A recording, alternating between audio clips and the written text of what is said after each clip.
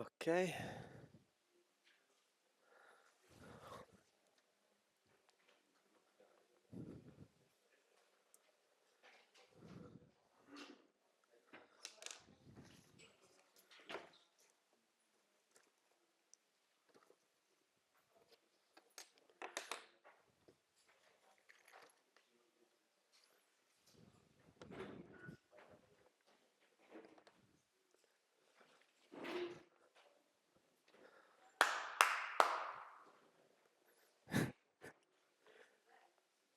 There is a bell. Okay. No, it doesn't work. Requires a PhD.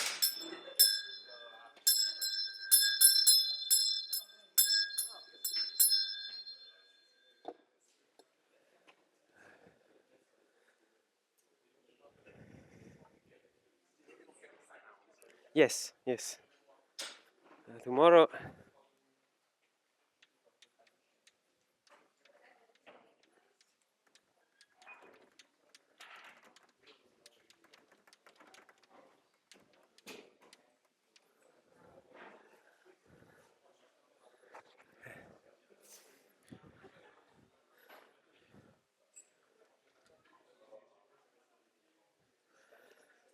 Are you all in? Yes. Okay.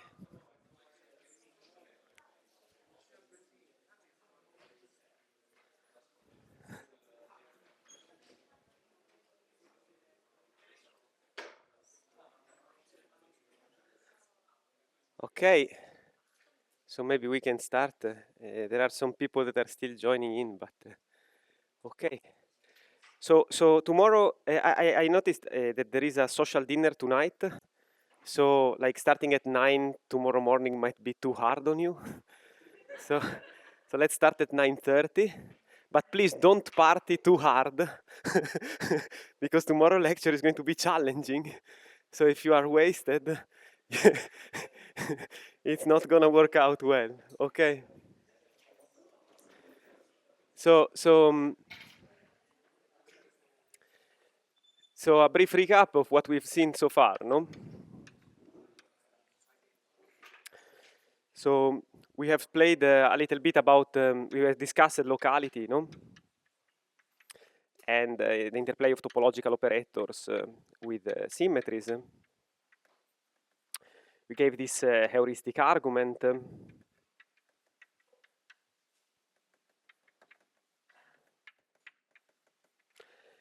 And then we started playing with the symmetry category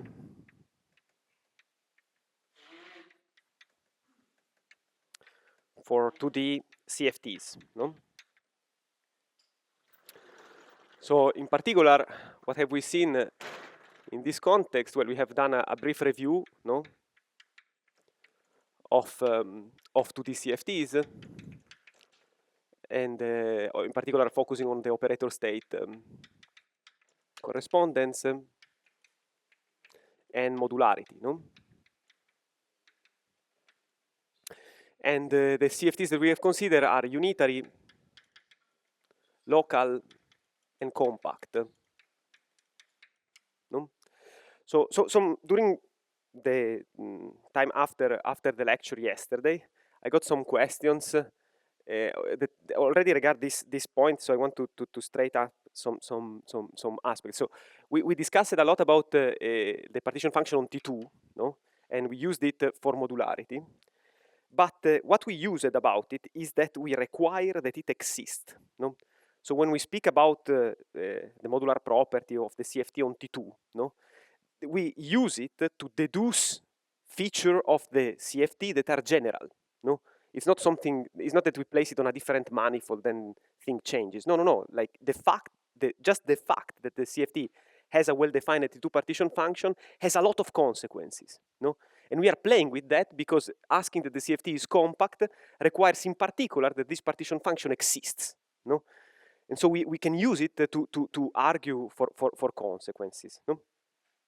Then we have discussed how symmetry arises in this context in terms of topological lines. And we have discussed how to enrich the CFT with the topological lines. No? So in particular, here the operator state correspondence give us a Hilbert space, H of S1. And now this Hilbert space can be twisted. No? So we get these twisted Hilbert spaces. No?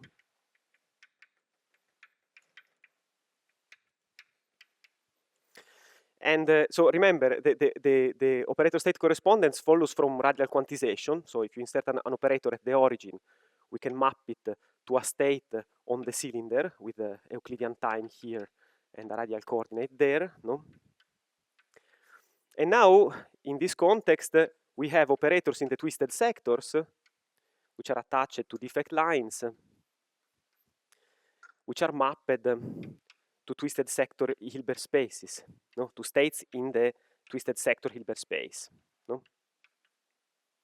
And now the line is extended along time. No? Okay. And we have discovered in the lecture of yesterday that most of the feature, no,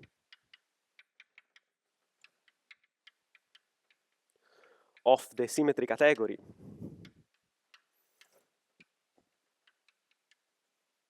of the 2D CFTs are encoded in twisted Hilbert spaces. No? Because the topological the various junctions that we need to characterize the way in which lines can fuse together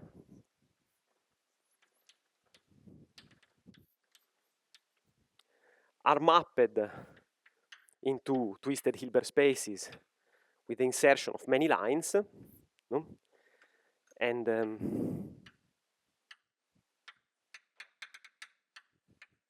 And they contain a subspace which is identified by the condition that H is equal to H bar is equal to 0, no? Of topological junctions, topological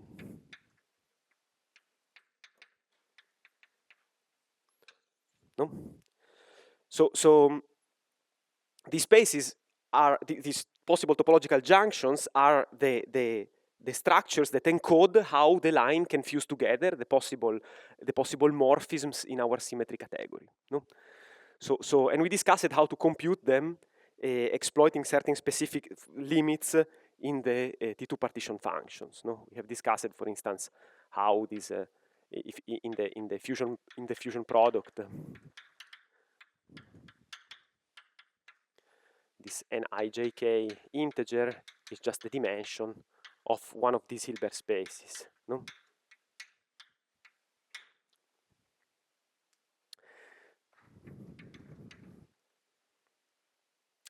So last time we started discussing about the constraint that arise from modularity on these structures with in mind an application to the Ising CFT. No? So we started looking into, so this would be, say, topological lines, enrich the CFT with topological lines. This is a recap about twisted Hilbert spaces, and we look at this modular bootstrap.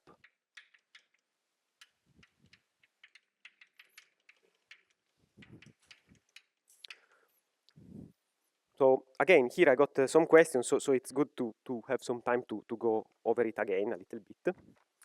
So the modular bootstrap equation arises from the fact that if you consider the torus partition function, so when I draw these drawings, I'm drawing tori, so this side is identified with this side, and this side is identified with that side. No? So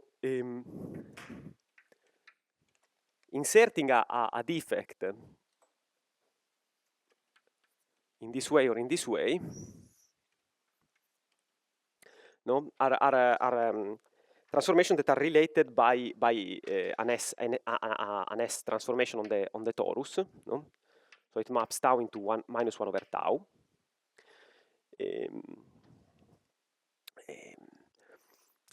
And so the idea is that to visualize the S transformation, this is something that also I commented, but maybe too quickly. The idea is that the S transformation is something that exchanges the vertical and the horizontal direction in the torus, no? In the way we identify it. So we can consider the T2 partition function in both cases, no? And since our theory is modular, it must be invariant with respect to this transformation. So the T2 partition function is invariant, but because of this relation, it has two different interpretations, no? So T2 partition function has two interpretations. No, it's the same. It's the same T2 partition function. No, it's related by an S transformation, so it's the same. It's invariant with respect to this operation. But if we look at it in this side, this is like a trace in the ordinary Hilbert space of the CFT on the circle of the insertion of D in the it's essentially a trace with the insertion of the topological lines that we are interested in. No? So remember, when we compute the partition function on the torus, we are taking a trace of the Hilbert space on the cylinder, no? And if we insert the defect horizontally, no? Like this, the topological line horizontally like this, then we get an action of the line on the space of states. No? It's a way in which we construct a representation. No? This is because in the operator state correspondent, inserting a line like this is just surrounding the operator with the line, and so it will just act on the local operator. No? So giving an action of the line on the states. So this is this trace, and instead in this case, no, we have the trace of the twisted Hilbert space by the insertion of the defect D, of the topological line D, of now a transformed Q tilde C over 24 and Q tilde bar and 0 bar minus C over 24. No? Where Q tilde is just E to the 2 pi I minus 1 over tau. No? It's a S transformed Q. No? Now, this relation is extremely powerful. No? This is where we have, this is something we have remarked last time, because we can expand it in both, on both sides and obtain interesting constraints. No? But there was a bit, so let me recap that. No? So on this side, no, we have a decomposition of the Hilbert space with respect to the action of the symmetry. No? On this side, since the topological line commute with the stress energy tensor, we have also a decomposition in terms of irreducible modulus of Virasoro, no?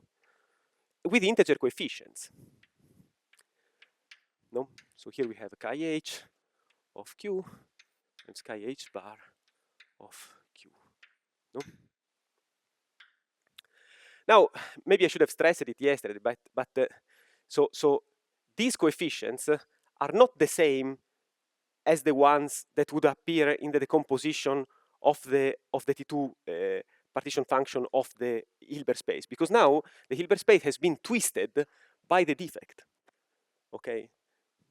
So last time we have using the modularity constraint and the explicit expression of S, we have computed that for the Ising model, no, we have only operators with dimension 0, 1/2, and 1 over 16. Ising model has C equal to 1/2. No? And we have computed these degeneracies, and we have found that the matrix NH bar, in the case of the untwisted Hilbert space, is just a diagonal matrix. No? 1, 1, 1, 0, 0, 0, everywhere else. No?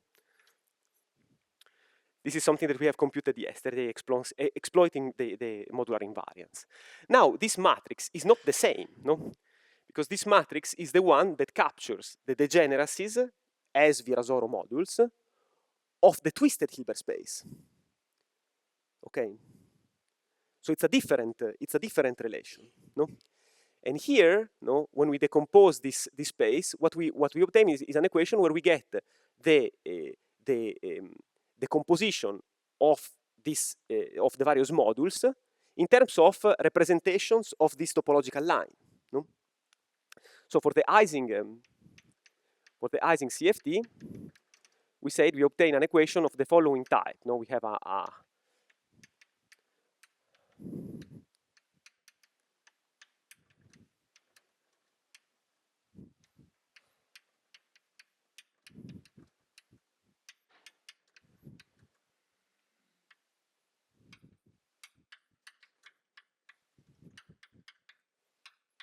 no?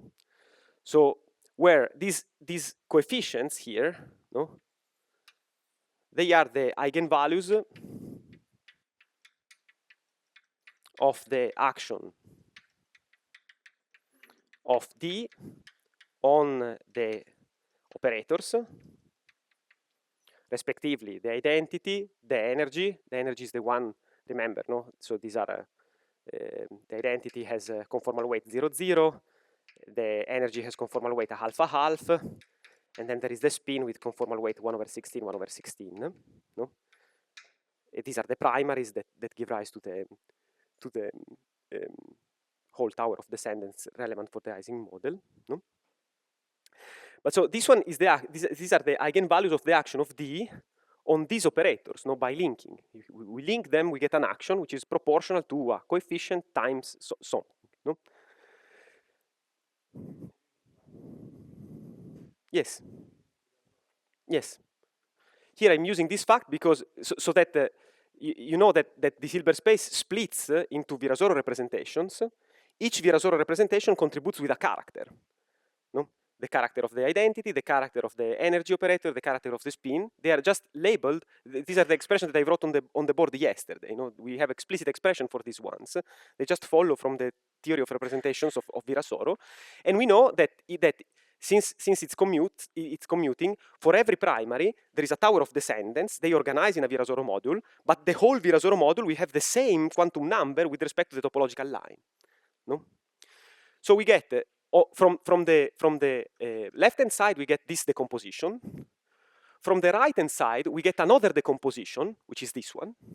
No? And now, since we know how these are essentially just the characters, but transformed to minus 1 over tau, no?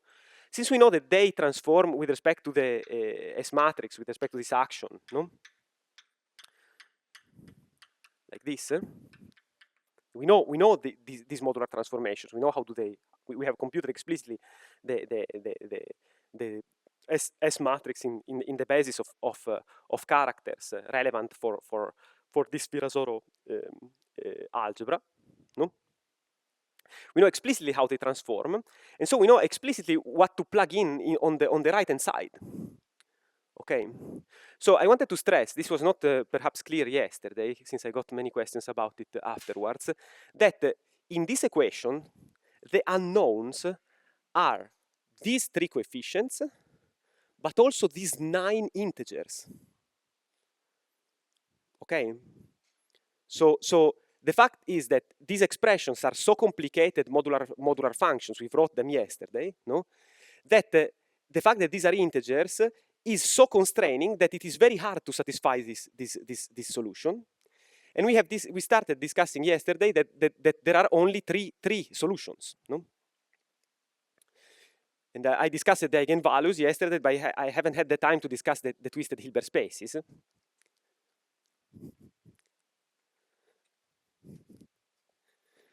But so for a topological line D, no, the eigenvalues that we found were the identity for eta, for epsilon, and for sigma, no? These are the eigenvalues with respect to the action. So there is one which is trivial, so we just get 1, 1, 1, no? This one corresponds to the untwisted Hilbert space, no? Yes.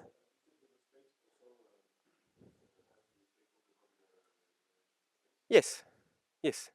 No, but you see, like for the untwisted Hilbert space, you are just considering is the twisted Hilbert space with respect to the transparent line. No, so this is why in this case we get this one. No, now for eta, no, we have found that there was a Z2, no?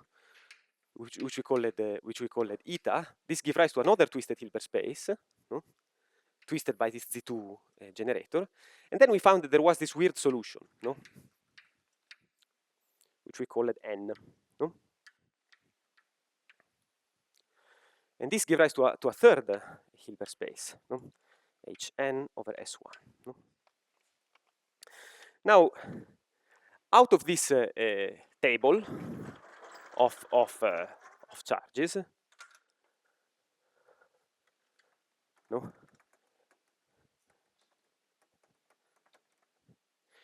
We can read off a fusion ring just by looking at this table. We can see that n squared is equal to 1 plus eta, no?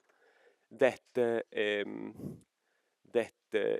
n eta is equal to eta n is equal to n, and that eta squared is equal to the identity, no? So this is the fusion ring.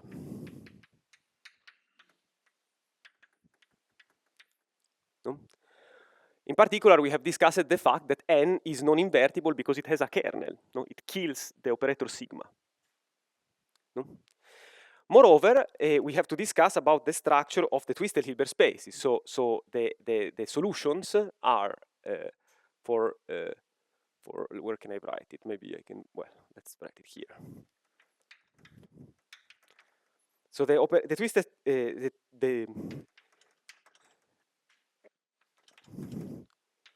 we'll have twisted operators of this type. And then there is a mu 1 over 16, 1 over 16. And then there is this one. These are again just the primaries, no? Has an operator which is called S 1 over 16, 0. And there is S tilde 0, 1 over 16. And then there is lambda 1 over 16, 1 half. And there is another one, which is called lambda tilde 1 half, 1 over 16. No? So these operators are operated. So while the operators that we found here, no, they can be just inserted without any line attached. No, so you can insert 0, sigma, or epsilon just without any line. For inserting an operator of this type, no, say psi, we need to attach to it a line. Comes with a line attached. No? Similarly here, no? If you want to insert an operator in this twisted sector, then it will come, no? To insert a lambda, for instance, it will come with a line n attached. No, sorry.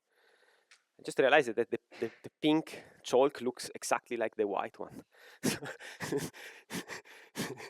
I will try with a different color from now on. Okay? No? So we get this by solving this equation. No? So the quantum numbers, no? The conformal scalings that we get here, they are just values of h and h bar in this equation, no? Such that together with a unit degeneracy, you can match the left-hand side written in this way for given eigenvalues in the table. You see how constraining is the modular bootstrap? No?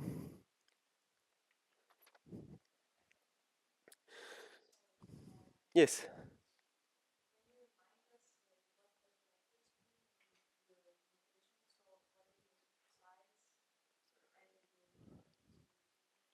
So these are the twisted Hilbert spaces. No?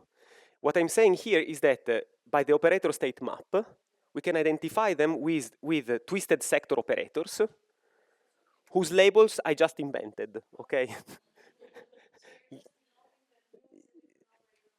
Yeah, I'm just saying, no, for HS1, we know, we have the identity, epsilon, and sigma. For this one and that one, we didn't know, because right now, for the Ising CFT, we weren't able to look at the twisted sector Hilbert spaces because we didn't know how to do that, no? But now, based on the material that we developed yesterday, we know how to handle them. And we obtain this constraint, out of which we determine not only what are the allowed topological lines, but also what are the operators in the corresponding twisted sectors. No? So out of the modular bootstrap equation, we get the allowed topological lines and the information about the twisted sector operators. Both of them. Yes?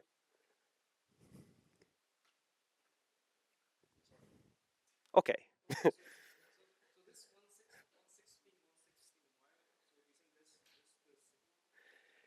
A very good remark.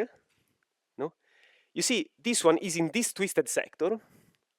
So it has a, you insert it, but it comes with a line eta attached. No?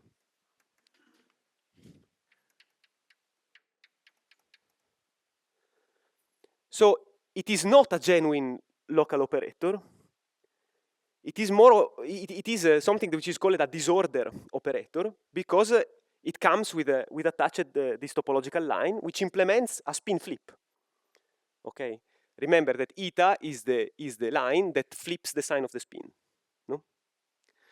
However, the remark is very useful because you see, like since everything commutes with Virasoro, the Virasoro quantum number still labels the superselection sectors.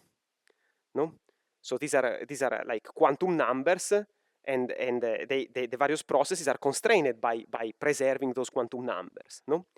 So the fact that we have in the eta twisted sector an operator that has the same quantum number as the operator sigma, no? Remember, no? There is this, so we have the identity which has 0, 0, we have epsilon which has a half, and we have sigma which is 1 over 16, 1 over 16. No? So the fact that this guy has the same Virasoro scalings as this guy, no, is an indication that there might be a way of mapping this untwisted Hilbert space into this one. No? Because there is a possible channel. Okay? Yes.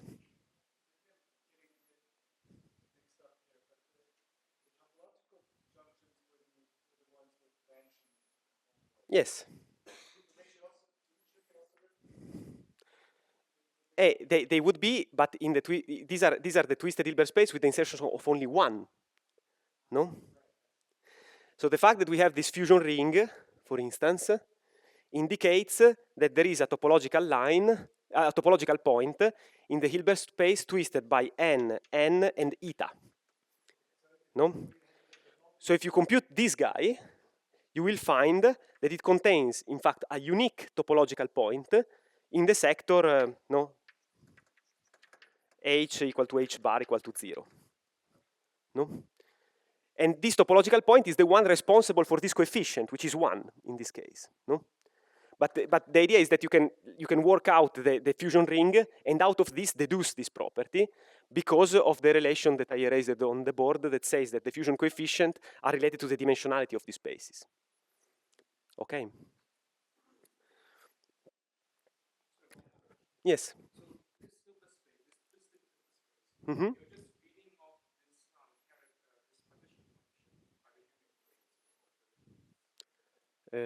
For the twisted space. Mm-hmm. Yes? Yes. Here, yes, there is no, like, I'm twisting the Hilbert space, but the Hamiltonian is the untwisted one, no? Yes. This ring? Hey, it's a very good question. Um, in these simple examples where you have only a discrete amount of lines, you can compute it and it works, no? But if you have a more complicated examples, well, in a sense, I think so. Yes, yes. It's harder to prove it. but it should, no? Like it has to be consistent. The question is whether you have to add it as a postulate or not. I think it shouldn't. Okay, so there is only one missing ingredient that we have to specify in order to start. You remember the reason we started this was that so we looked at the Ising correlators. No, there were some that implied a Z2 selection rule on sigma. No, and then there was this other selection rule that was weird. No, that if we have an odd number of epsilon, we get 0, but if we have epsilon sigma sigma, this one is non-zero, no? So it wasn't just a Z2 selection rule, no? So now the question is there a word identity that we can use to explain this, now that we know all the topological lines that there are? And how do we derive the word identities in this context? Just playing with the topological lines, no? These are inserted on the sphere, no? So in order to derive the word identities, we need one missing piece of information, which is the F symbols. That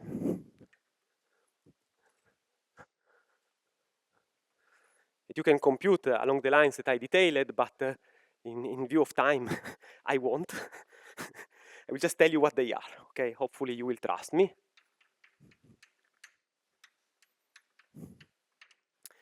So there is the following.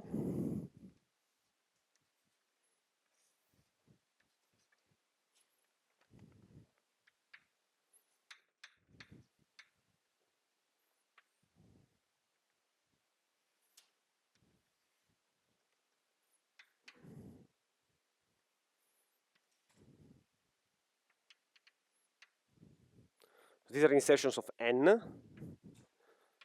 this one is an insertion of eta.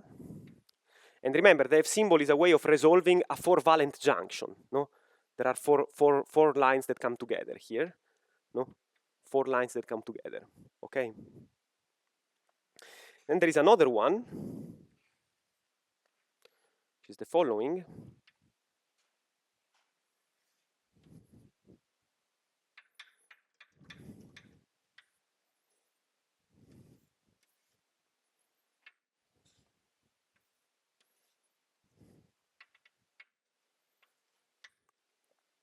Okay. These are all that we need to compute the word identities that we care about. So I won't write more.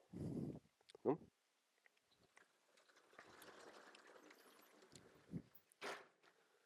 So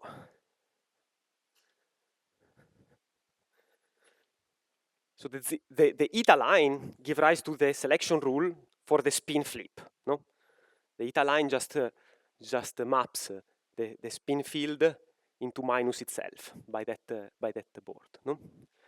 So since we only have another line which is non-trivial, this line n, no, hopefully this word identity will follow from manipulations that arise by inserting the line n.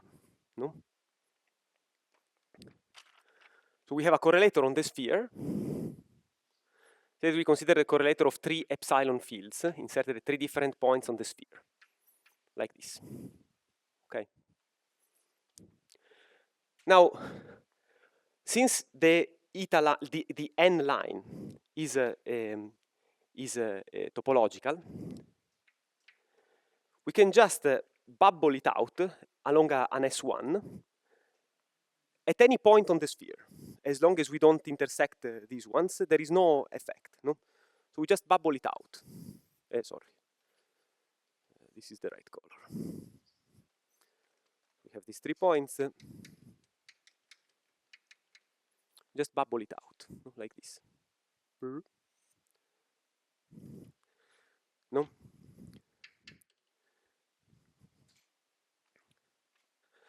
Now, since it is topological, we can deform it, and as long as we don't cross these lines, nothing will happen. You remember I had this amoeba type drawing in the first lecture. No? So we can deform it.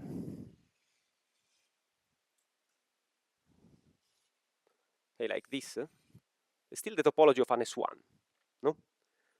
Still However, here, you see, we can use the first F symbol, no? Because we have a possible fusion channel of this type, no? So if we use that F symbol here, what do we get? We get that this picture, no? This picture here is equal to 1 over the square root of 2, and then it becomes the sum of two pictures, no? The first one is one where we have swapped the two channels, no? So the first one is something like this,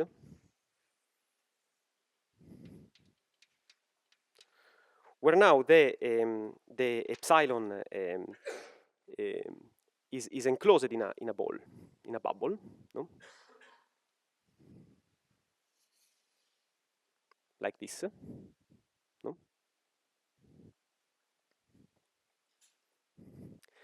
And the second one, no? The second one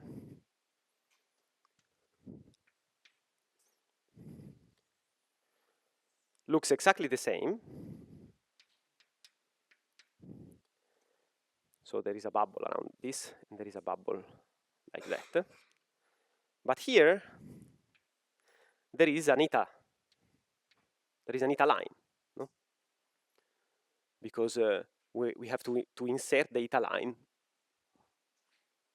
Okay. So I just use the F symbol on this fusion, no? Okay. Now, from this matrix, no, we see that the action of n on the epsilon operator is minus square root of 2. No? So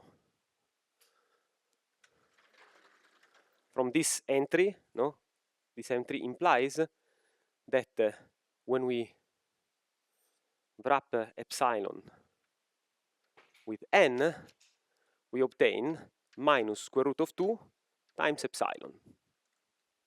No?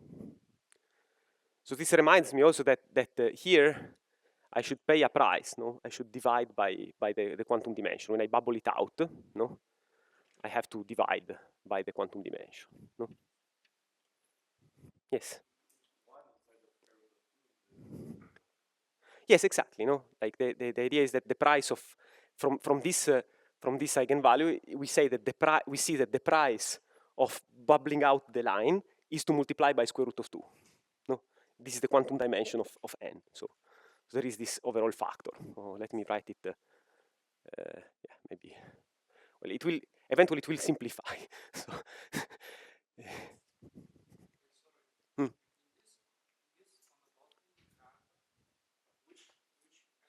Yes, it's here. It would be here. Sorry, and then here, and then here we will get a just like this. Okay. Sorry. So here I'm using this one. No. Well, of course I draw it in the most confusing way, but this one says that you take the two n lines, you swap them with them flipped, no, and then you have also to add this extra channel, no. Yes.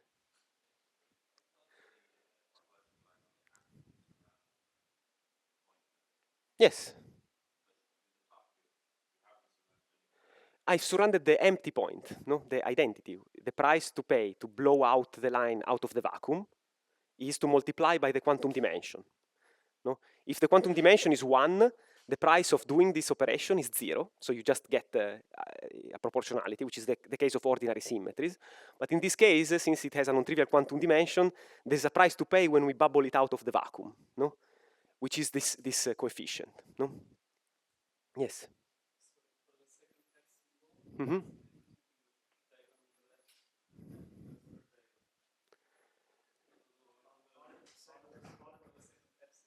This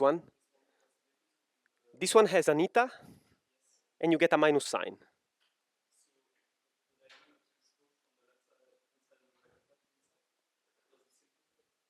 So the idea is that if you fuse, so if you have a configuration where you have 4 lines coming together, but they are connected by an eta, then the F symbol says that this Hilbert space, say, can be decomposed into this one. No? This one, this diagram here, and that diagram here. That there is a factor of minus 1 over square root of 2.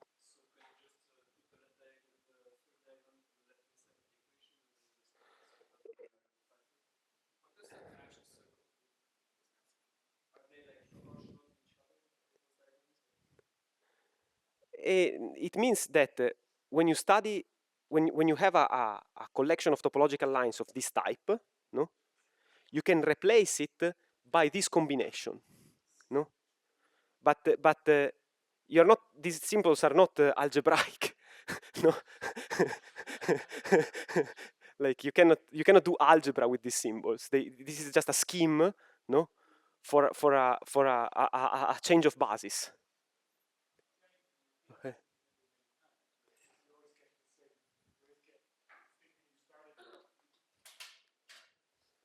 No?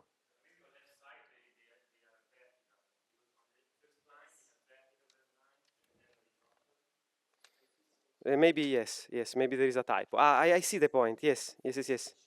Yes, yes, yes. I see the point. Yes, yes, yes. Sorry, sorry, sorry. Yes, there was a typo. Thank you very much. I didn't got it.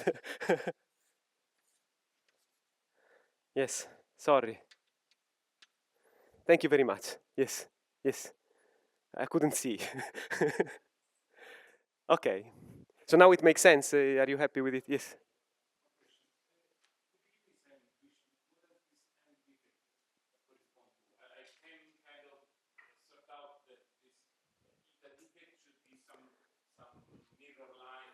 So the eta defect is just flipping the sign of the spin, no?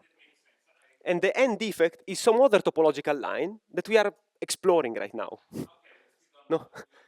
We will, yeah, exactly, yes. Eventually we will learn, yes. Okay, thank you for noticing it. So we get this, no? But now here you see, so this would be an epsilon, no? Epsilon has Virasoro weights a half. And if we look at the eta twisted sector, it's here, no? There is no operator with those Virasoro weights, no? So this implies that this action, since there is no possible target, gives 0. No? So this piece is 0. No? And out of this one, we get a minus square root of 2. No? Because we can shrink the topological line around the epsilon operator, and we get a factor minus square root of 2.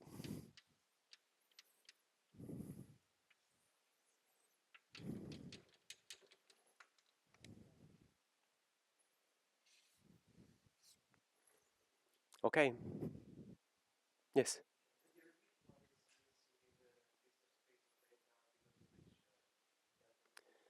So you see, this operator, if it exists, it should be in the twisted sector by eta, no? Because if you zoom in to this patch, no, you have an epsilon a half. It is surrounded by n, and it is attached to eta. No? If I zoom in to this insertion, I get this picture. No? So once I shrink n to 0 size, I should obtain an operator in the twisted sector by eta. But the weight of this operator have to be a half, because the action of n commutes with the action of t, and there is no such operator in this twisted sector. And so it must give 0. So we obtain this diagram here. No? Okay? Now, we can repeat this operation for all the other points. No? And eventually, we'll get a factor of, so if instead of having 3, we have n of them, no? No? We get a factor which is a -1 to the number of points, no? Times some coefficient, some numerical coefficient, no? Which will simplify against shrinking the operator back to 0 on the other side of the sphere. No? So the idea is that once we have completed this operation, no, we end up with a selection rule. So you see, we get a -1 over n times this one, times we should get 1 over the quantum dimension. No? And then, once we shrink this circle back to 0 size, no, we end up with the desired word identity. No? So that we see that if we have an odd number of insertion of epsilon on the sphere, no, we obtain that the corresponding comes minus itself. No?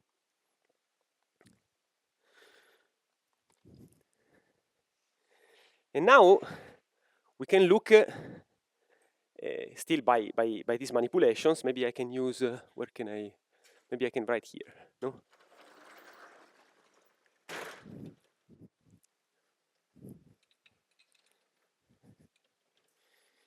We can look at the correlator with the insertion of sigma. No?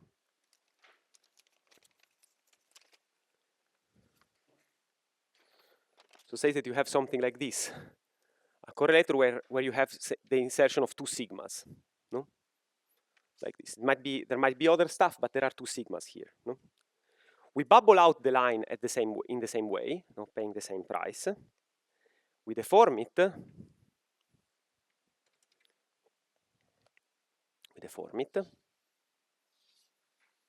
Sorry, I cannot draw anymore.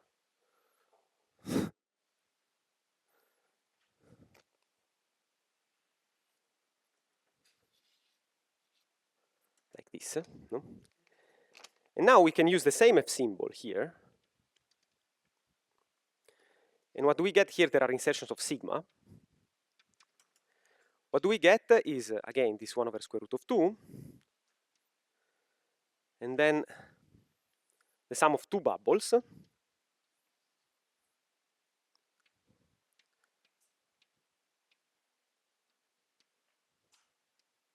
No? One is just surrounding sigma, and the other is surrounding sigma with the insertion of an eta. No?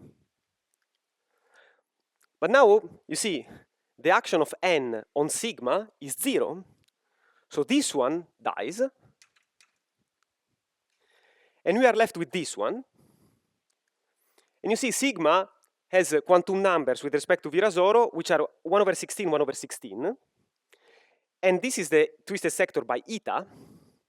So we know that sigma, once it is acted upon by the n line, has an image. It's m. It's mu. So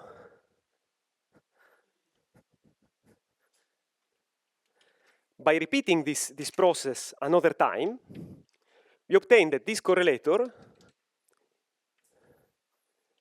becomes equivalent with a correlator with the insertion of 2 copies of mu with a dotted line eta connecting them. No? So this is why this correlator is not violated, is not protected by a word identity, is not 0. Because the non-invertible symmetry, when it acts on a pair of sigma insertion, it transforms them into disorder operators connected by an eta line. No? And so even if you start acting with it, no, you don't you don't pick you don't map the same correlator into itself with the if you insert an epsilon here, no, you will pick a minus square root of 2 times epsilon, but this correlator and this correlator are different, no. So you associate a correlator with the insertion of a pair of sigma to a correlator with the insertion of a pair of mu's, no. So you don't get you get a relation, but the relation is not setting this observable to 0. Yes.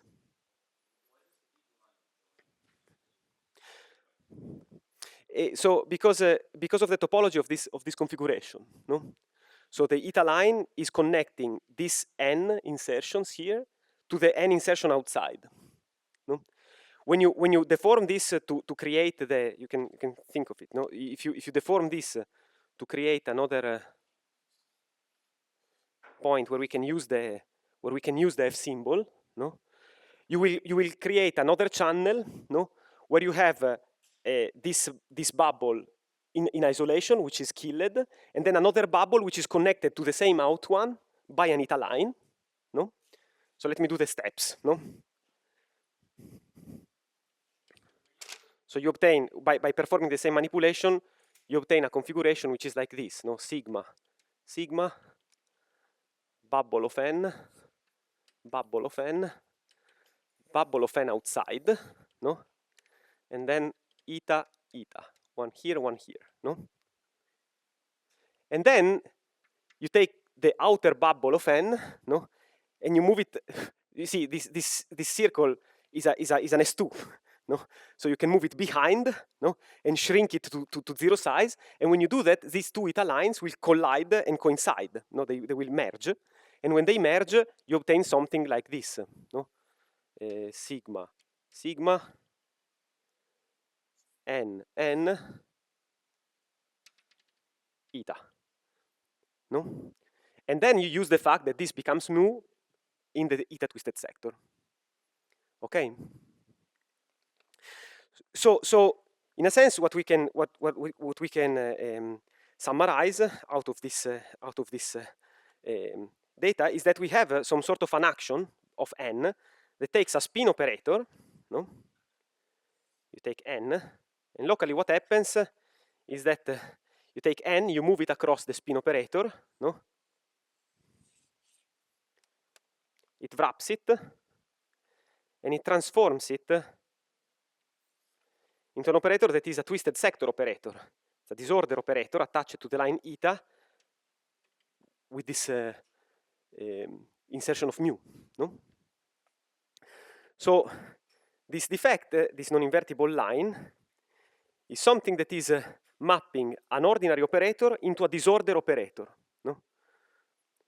It's something that is taking a genuine local operator and mapping it into a disorder operator, no? And from this perspective, it is something that is taking classical, if you like, classical operator into something very quantum, no? Remember at the beginning of in the first lecture, we spoke about the fact that there are ordinary symmetry and there are quantum type of symmetries, no? And this non-invertible line is something that relates operators that are associated to the two sides of the world, no?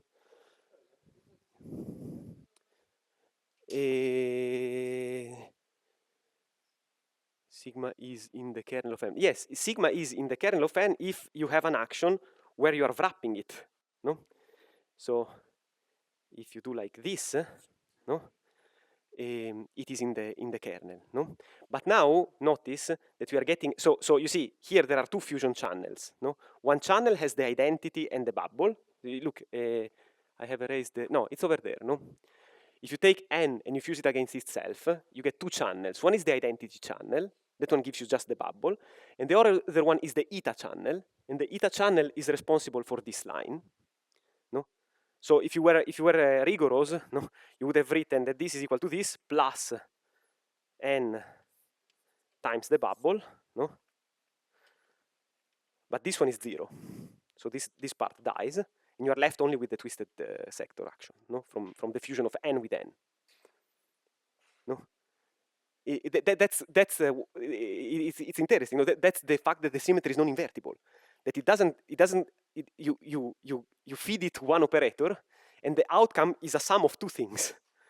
No, the action is a bit is a bit more funky to work with, but it is interesting. No, and it gives rise to the right word identities that we need to explain these selection rules. No, so N is a manifestation of the fact that the Ising CFT is self-dual. So N is a manifestation of the self-duality of the Ising CFT with respect to a Z2 orbifold operation.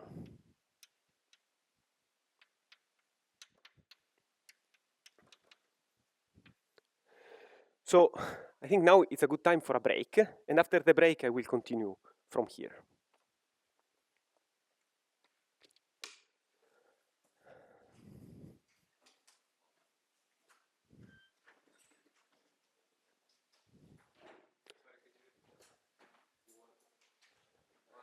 Orbifolding. I will explain what it means after the break.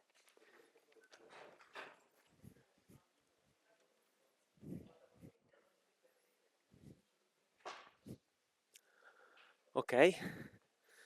So during the question time, one of your colleagues made me notice that there is a quicker way of showing that an odd number of epsilon is 0, which is once you get to this diagram where you have two n surrounding it, you can just act on it twice and you pick the minus sign.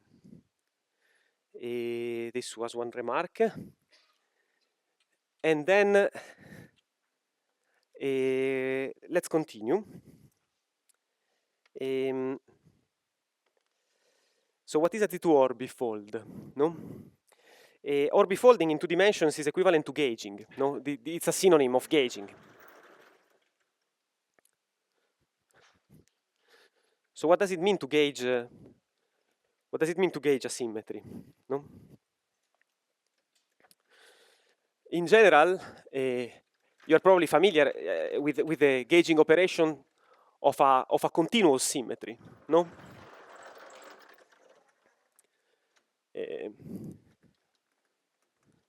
So you know that if you have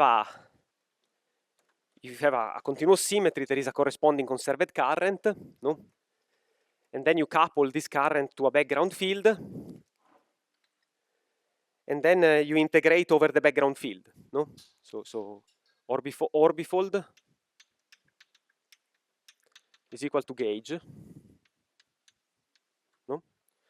This is just a language in two dimensions. They call them orbifolds, but they are just gauging.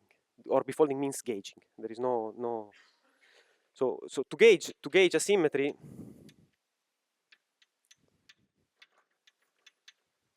means couple it to a background field,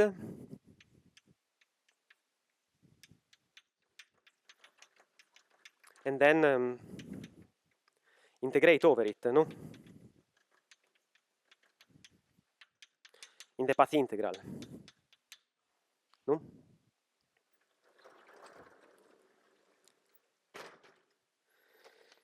But so that's something that we know how to do if we have a continuous symmetry where you have a current and you know how to couple the current to your gauge field, no? Are you familiar with this? Is this okay? Yes, in the case of ordinary symmetry, zero form symmetry, you know how to gauge them, no? Okay. So for finite symmetry, how does one do? No, for a finite symmetry,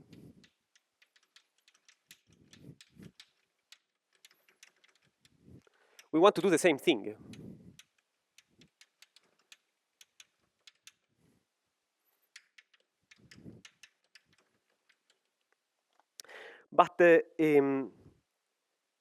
But since we don't have a current to characterize these finite symmetries, they come just as a collection of topological defects. They don't come in terms of currents, we need to ask ourselves what is a background for one of those, no? So what is a background?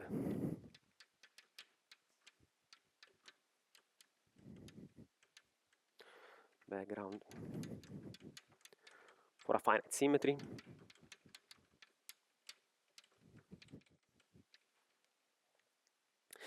So the idea is that, so what does a background field do? No? If we switch on a background field, it will just act on the charged operators according to the background profile. No? Think about, I don't know, resolving the spectrum of the hydrogen atom. No? By turning on a magnetic field, you will see the different spins. No? So in a sense, turning on a background is equivalent, no, to acting with the symmetry in a way that has a prescribed profile on your space-time, no? Which in the context of finite symmetry is just meaning that we have inserted a symmetry somewhere. One of these topological lines, we have inserted it somewhere. No? So for a finite symmetry, it is the same.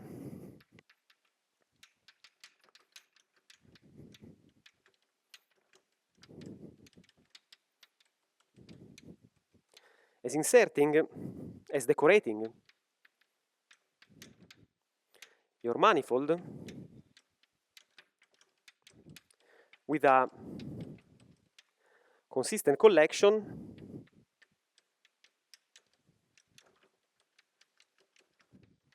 of topological operators.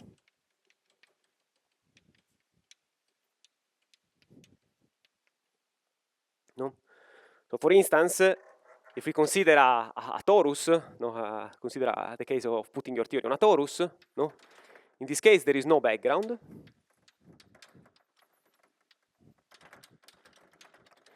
But if you choose to decorate it with some topological lines, there are two non-trivial cycles, no?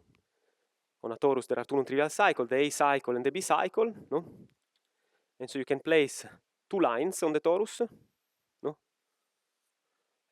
Maybe I should have used two different colors. No? You can place two different lines. they are the same. These chalks are colorblind. But so let's label them. I don't know. Maybe we can call them, I don't know, LA and LB. No, LB goes in this way, LA goes in that way, and here they form a junction. No. So on a torus, the possible backgrounds that you can turn on are just ways of decorating it by inserting lines along its non-trivial cycles. Okay, we decorate it.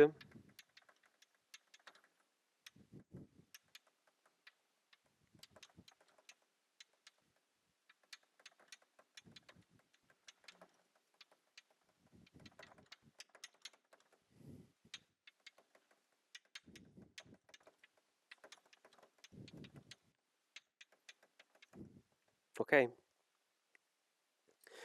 So in particular, so this is just coupling our system to a background. No, if we just insert a specific collection of topological lines, this is the partition function without a background, and this is the partition function with the insertion of this line and that line. No,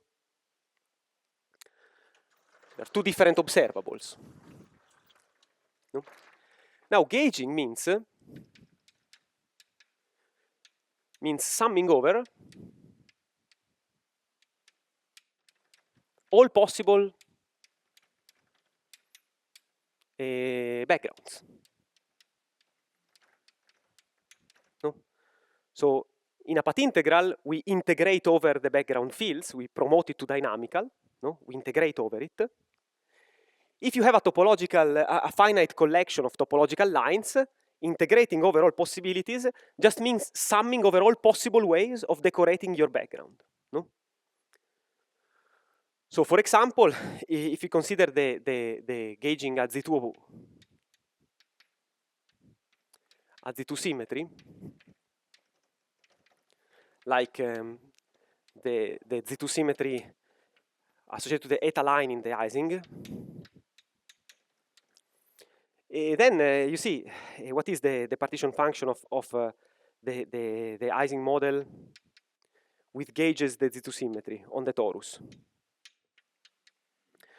Well, that one is going to be equal to the partition function of the Ising model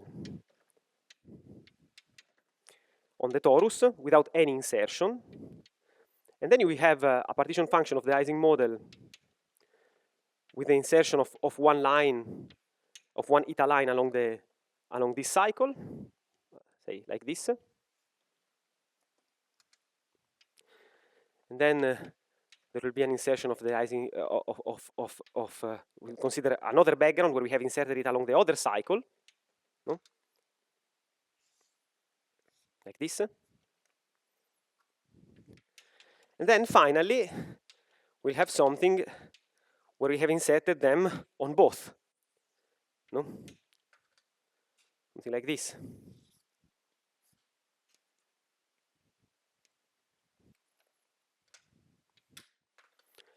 And we are out of options because we know that eta squared is equal to 1, no?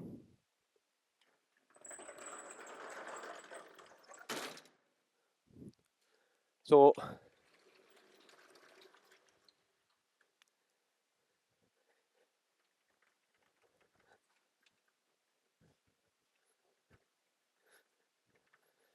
if we have to draw it in pictures, no?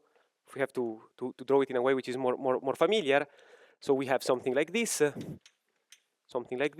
we have inserted the eta line here, something like this where we have inserted it here, and then this guy where we have inserted it on both directions, no? So we want this thing to be this partition function to be modular invariant. We want to start from a theory that is modular invariant and end with a theory that is modular invariant. And indeed, so S is mapping this back here. S should also map this back to itself. No? S maps exchanges these two lines. No? And then T is mapping this one to that one. So the resulting partition function is modular invariant.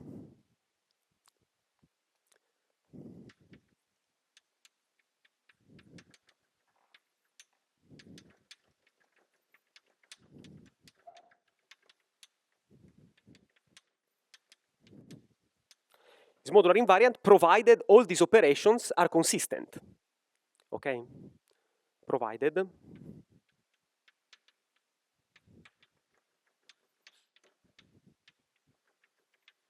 are consistent.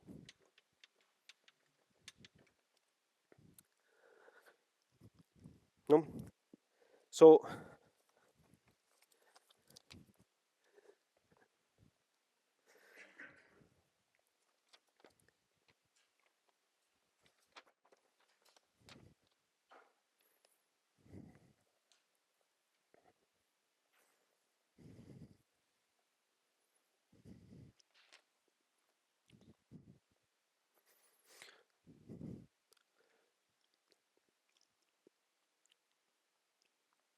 there is one way of rewriting this expression, no? Just in terms of the insertion of a single line at the price of making it non-simple. Okay, so the eta line is a simple line, but that same partition function can be written in terms of the insertion of a line which is not simple. No? So this one is like equal the insertion of a line which is not simple here. Let's call this line A. Traditionally, this is called an algebra object. This line is just the sum of 1 plus eta. No? And you see that just decomposing, you will get the channel 1, 1, the channel 1 eta, the channel eta 1, and the channel eta eta.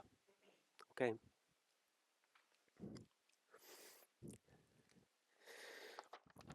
So you see, this operation is consistent, no? You see that in the last box we have an action of S, this action of S is swapping the vertical with the horizontal lines. No? So there is a chance to have a non-trivial F symbol here. So if we there are 4 lines coming together, no? And you see that we can resolve it either in this way or in this way. No? We just we can open it up. No? We can either resolve it in this way or in this way. No? Eta is an invertible symmetry, so it doesn't have any non-trivial other channels. No? So there are only these 2 options, and these 2 options, you see, they are swapped by an S transformation. No? They are swapped by an S transformation, but there is a chance to have a non-trivial F symbol between them. No? So since there is they are inequivalent, it's possible to relate them with an F symbol. So there might be a multiplicative coefficient here. No? And notice that S is just the operation that swaps the vertical with the horizontal. So S squared is equal to 1. No? And so in this case, this F symbol is constrained. The F squared has to be equal to 1 if we perform this operation twice. Because of compatibility with modularity, F squared has to be equal to 1. So F can be either plus or minus 1. No? F is an F symbol. No? So this is a resolution of this crossing, no? Of 2 eta lines. There are 2 ways of resolving it. You can either resolve it in this way or in that way, no? And they might be related by a non-trivial F symbol, these 2 channels, no? Because an F symbol is exactly something that does this job, no? But compatibility with modular invariance says that one is mapped to the other by an S transformation. S squares to 1 because it's just flipping the A and the B cycles of the torus. So if you perform it twice, you get the identity, and this forces this F to square to 1 as well. No, because if you act on it twice, it's the same as applying S twice, and so you get this constraint on F. And so F can have two signs here. No? If it has the plus sign, then the operation that you have obtained is compatible with modular invariance. If you have the minus sign, then there is an inconsistency. No? Because if you have a minus sign, then this block is no longer going to be S invariant. So you would break S invariance when you try to gauge this symmetry. No? So you have studied anomalies in the beginning of the week, no? And you probably have heard the slogan that an anomaly is an obstruction to gauge something, no? So you see that in this case of an invertible line, like the eta line, a non-trivial F symbol, if you have a non-trivial F symbol of this type, like this minus sign, becomes an obstruction to gauge. Okay?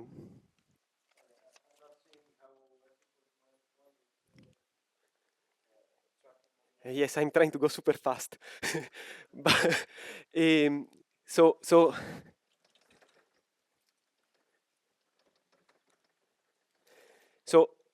if F is equal to minus 1, no, this means that this diagram is equal to minus itself, no? By S, applying the S transformation. It means that this is equal to minus itself, no? So this is if F is equal to minus 1, no? So this implies that this diagram has to be 0 if you want to save the day, no? There is no other possibility. So this diagram has to be 0, no? But if this diagram is 0, then by the T transformation, also that diagram has to be 0. But then by the S transformation, also the first diagram has to be 0. But we know by assumption that the topological line must act on something. So that one cannot be 0. Okay? Does it explain? So so this is a problem. It's an obstruction to gauge. No? So if f is equal to -1, there is an obstruction to gauge.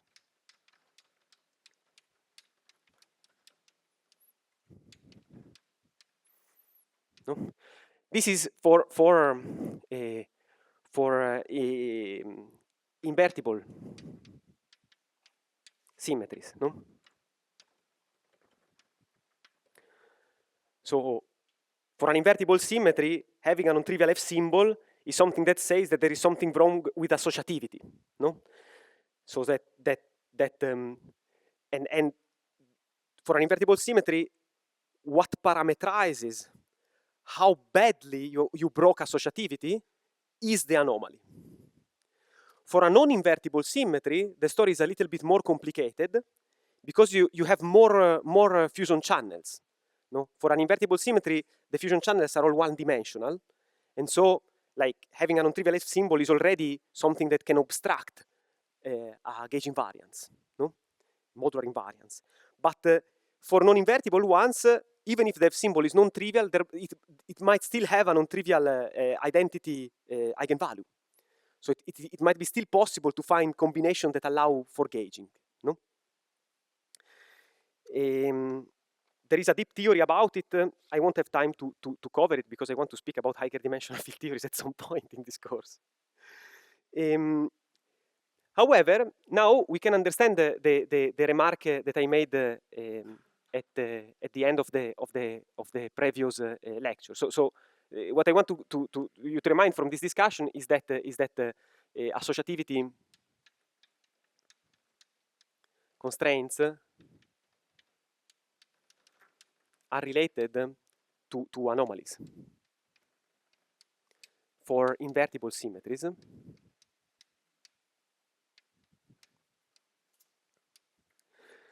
And they contain anomalies for non-invertible ones.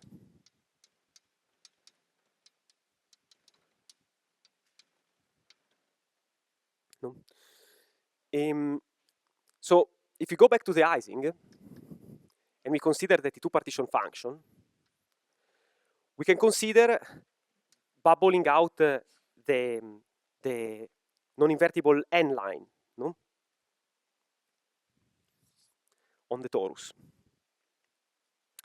And now, by a simple topological manipulation, we can just move it. This is a torus, so this side is identified with this side is identified with this side. No? So if we move it to a corner, no, it will come out from all others. No? Okay. So we can exploit the topology of the torus to highlight some fusion channels.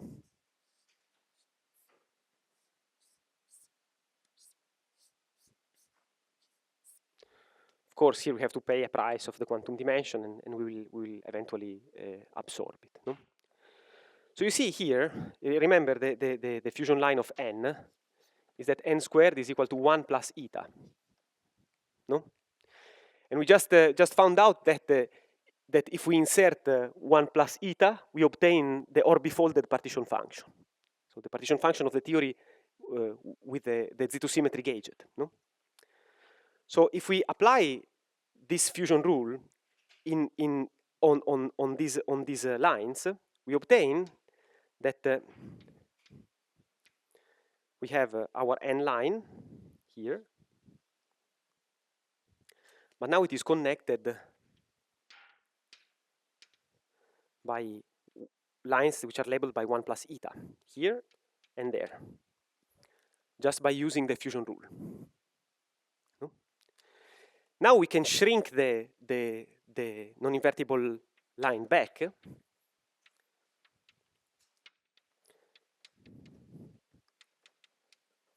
and so this is just Ising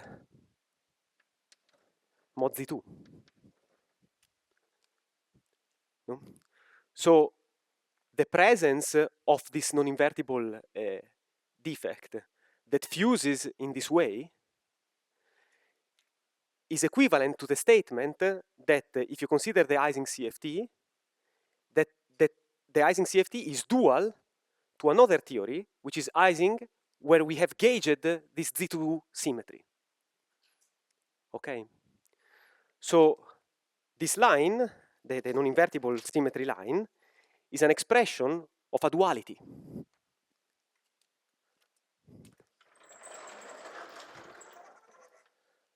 It's a famous duality that was discovered by Kramers and Vanier. Also the non-invertible symmetry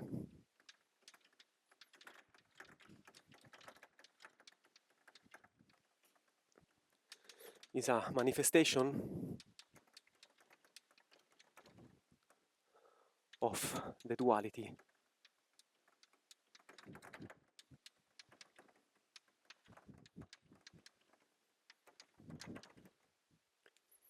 Okay. So, and this generalizes. So there are, this has a generalization.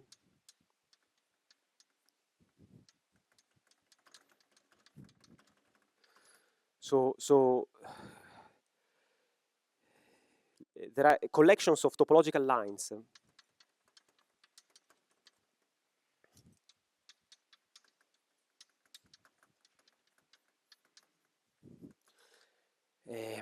of that satisfy a fusion rule of that goes as follows.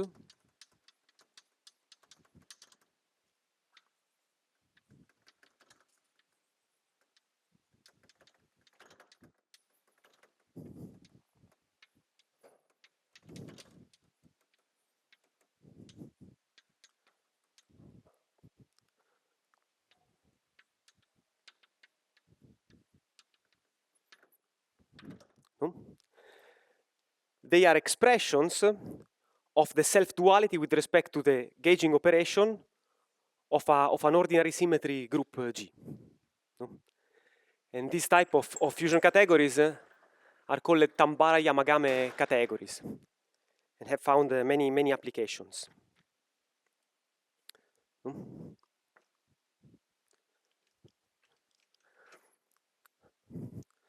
So now, in the remaining 5 minutes, I want to give you just one final remark about the two decays we will generalize later, no?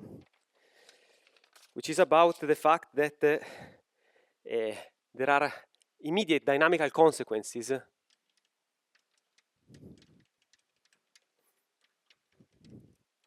of having a non-invertible symmetry.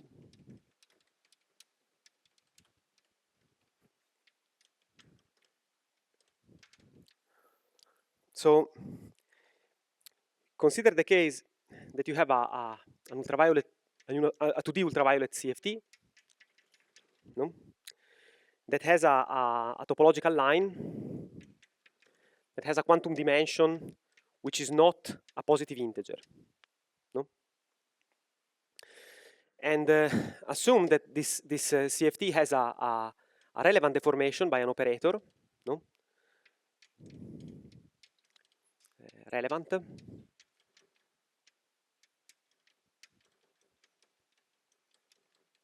Such that this operator commutes with D. No?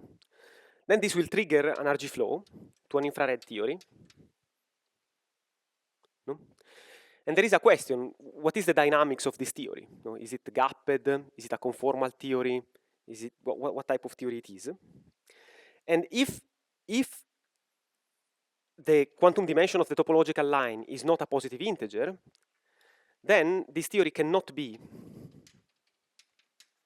trivially gapped.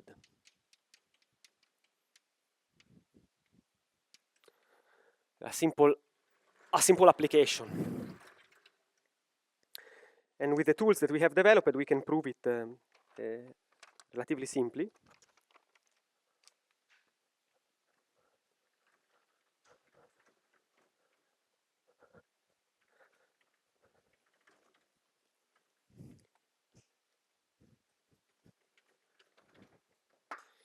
Because you can consider, no, the partition function with the insertion of this line in this direction and in the other. And in the infrared theory, this is going to just be equal to the if assume